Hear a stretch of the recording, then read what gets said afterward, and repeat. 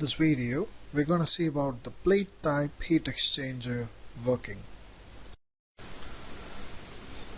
So here's the split up open section of plate type heat exchanger. What you can see is the arrangement of different plates and the end and pressure plates of plate type heat exchanger. So with this in mind, we will just look at the operation and simple construction of it. There is a base plate which is called as a frame plate or end plate, which has 4 holes just for the inlet and outlet of the cooling medium or the hot and cold fluid. So 2 for the hot and 2 for the cold, or the liquid which is used to cool the hot one. So and you have a groove upon which the gasket is being fitted with a glue or something, what the manufacturer specifies, and you have 100 or 200 plates depending on the size and capacity mounted on the frame plate upon the tie rod. The tie rod runs from the structure, that is the equipment, the heat exchanger's body, right through a long length, so that the pressure plate which is at the end can be mounted, and upon this tie bolt the nuts can be tightened.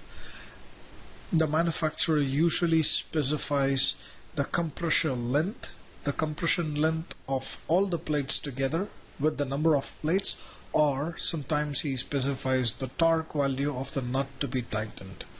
So let's now see how does it work.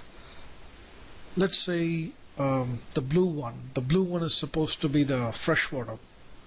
Let's say it's from the LT or HT system, which is coming at 90 degrees, and we want to cool it down to 60 degrees or 70 degrees. So this water enters through this hole and then it climbs up, and it cannot go through these 2 holes as the O-ring seals it off, and then there is a way for here to the outer hole. It can go through this. The fresh water can flow from here to here, and these 2 holes are sealed off by this O-ring, so it cannot flow.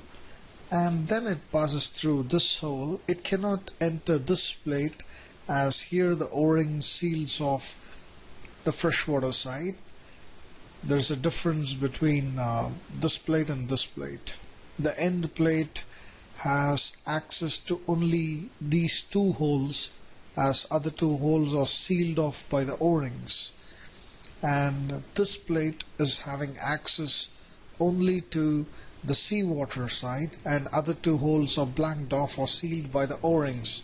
So in a similar way, the seawater or the fresh water passes on to the next plate, which has access, that is the O-ring is not sealed, so it can flow through this plate and this plate. So you can simply assume that the fresh water can flow every alternate plate.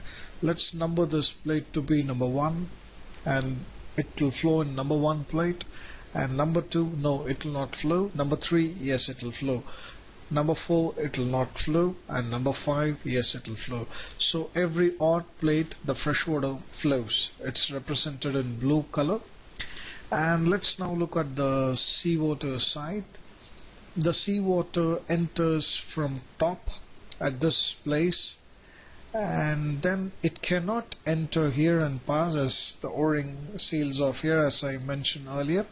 So it passes on to the next plate, and then it goes to, from the top it goes diagonally opposite to the bottommost hole. So now you can look at the heat exchange process, or the direction of flow of the 2 fluids. The fresh water enters here at this hole, which is bottom left corner, and then it climbs up and goes to top right corner. But when you consider the seawater, it enters from top left and goes out through the bottom right corner.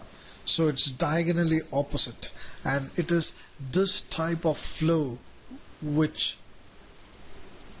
gives better heat transfer efficiency. And then it goes to, let's say this plate is sealed off, and then it goes to the next plate where you have O-rings here, and then it continues, and the pressure plate also has O-rings. So with respect to this diagram, the seawater enters, it cannot pass through this plate, and then it goes and then comes down and then returns back. So this should be the last plate upon which the seawater flows. So when you look at the plates in detail, like each plate is corrugated for obvious reasons to improve its strength, and as you all know, the plates are made of material called titanium, and that's having more strength and to resist corrosion.